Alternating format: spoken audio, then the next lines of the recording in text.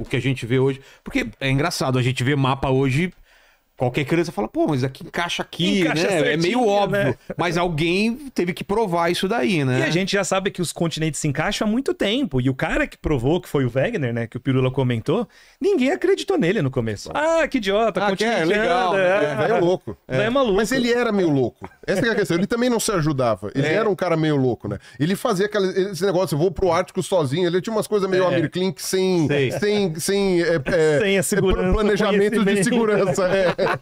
Vou com um bote salva-vidas pro Ártico. Então, pra gente hoje é óbvio, né? Você olha ali, cara, é óbvio que encaixa, mas não foi durante muito tempo.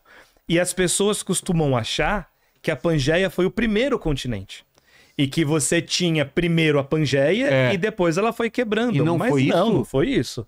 Você tem vários supercontinentes que a gente chama ao longo da história. Ah, é? A Pangeia Eles vão afastando, juntando, quebra aqui, junta esses aqui. Por conta do movimento das placas tectônicas. Por que eles se mexem? Né? Vamos tentar entender isso daí. E quanto que ele se mexe? Hoje a estimativa é que o Brasil se afasta da África mais ou menos na mesma velocidade que tua unha cresce. Você não consegue ver sua unha crescendo. Acho que dá uns 3 centímetros, 4 por ano. Alguma coisa assim. Você não consegue ver sua unha crescendo, mas você sabe que ela cresce. Claro. Por quê? Né? Enfim. Os continentes, eles estão dentro... Se pensar no planeta, ele parece muito um ovo, só que com mais redondinho. Porque dentro ele tem um núcleo que é sólido, então pensa como se fosse a gema do ovo. Só que o nosso núcleo é sólido, é ferro, né, principalmente ali. Em volta ele tem um manto, que é o magma, que está ali. E em cima do magma, como se estivesse boiando, você tem a casquinha do ovo, que é a crosta terrestre. Só que não é uma coisa só. Só que não é uma coisa única, exatamente. Conforme ela foi resfriando, desde o começo do planeta, ela foi rachando, ela foi quebrando. Então, elas têm alguns blocos, que são as placas, que a gente chama. E de vez em quando, uma placa se aproxima da outra. Quando elas batem uma na outra, causa terremoto.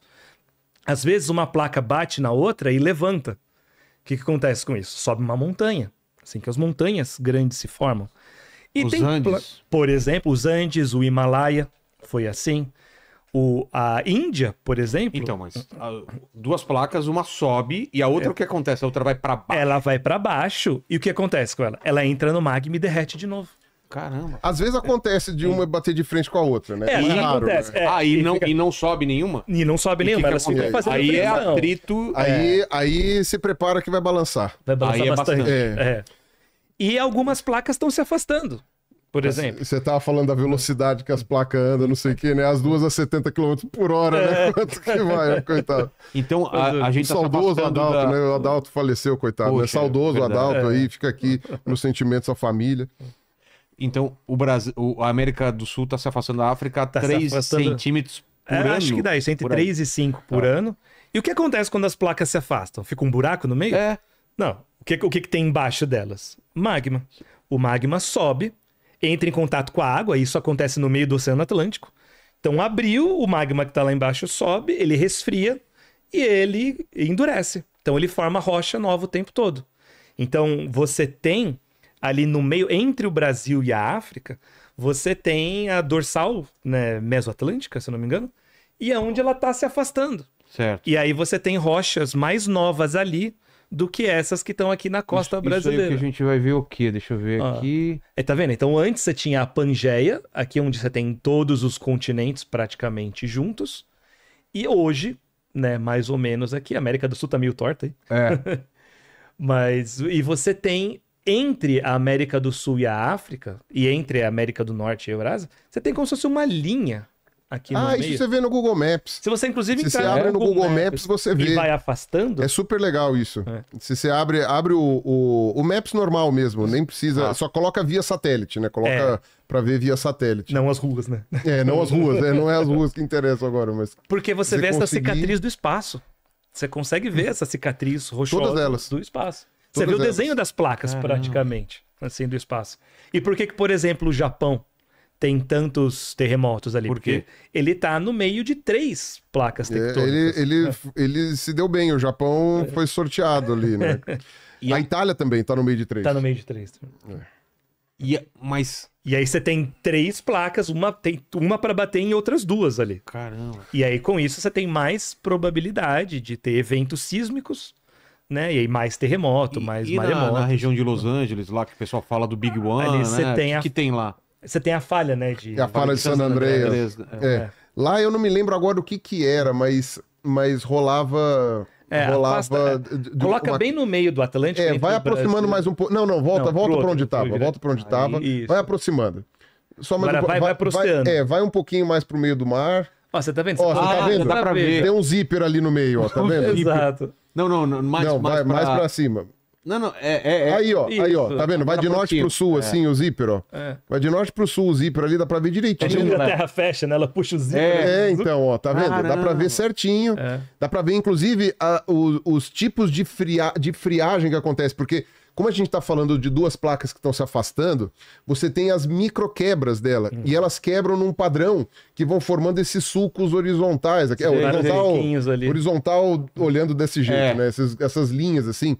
Isso é um padrão de rasgo, né? Que é mais ou menos como se você estivesse abrindo um tecido mesmo. Sim. Então rola esse tipo de coisa. E aí, às vezes, sobram umas ilhas ali no meio.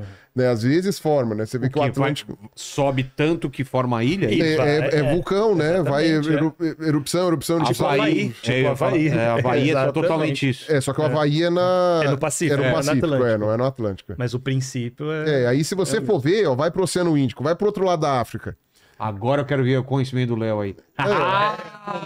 Passou em geografia. Aí, exatamente. Ó, tem um zíper ali embaixo de Madagascar ali, aí ele vai subindo... Ilha do Amor. Só eu mesmo. Então, não, essa daí eu lembro.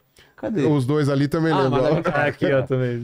Aqui, ó, tá vendo? Ó o zíper ali que separa a placa da Austrália, a placa da Antártica da placa da África. É isso aí. Isso. Ó, tá vendo aí? Tem um outro exemplo. Não sabia que dava pra ver. E sempre com esses padrões, ó. Das placas tectônicas. Então aqui em cima tem uma, aqui embaixo tem outra. E sempre com esses padrões de fissura, tá vendo? Sim. Aí se você for indo pra perto da Austrália, você vai ver a divisão entre a Austrália e a Antártica também.